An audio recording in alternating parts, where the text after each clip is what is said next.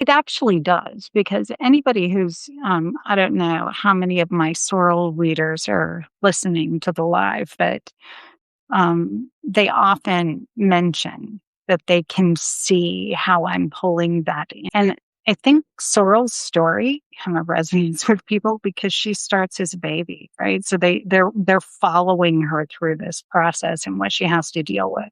But my background in healthcare and systems or my frustration thereof. Hmm.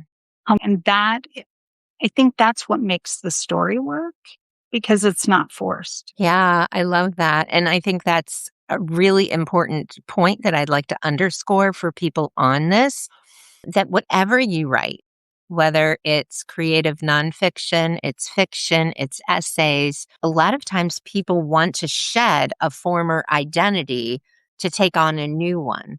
When in reality, the background that you have, the experience that brings you to where you are is what makes your work special. And so owning that and saying, and rather than I was this, but now I'm becoming something different is I have all this background and all this stuff, and I'm bringing that lens to my writing. And so here's what you can expect to see here, or here's how it shows up.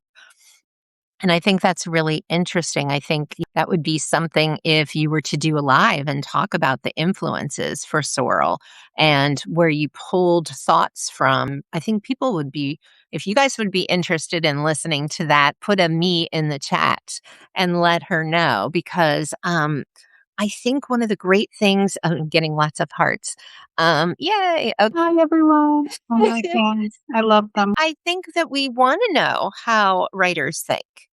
And so, you may have a writer that you really admire and your style is completely different,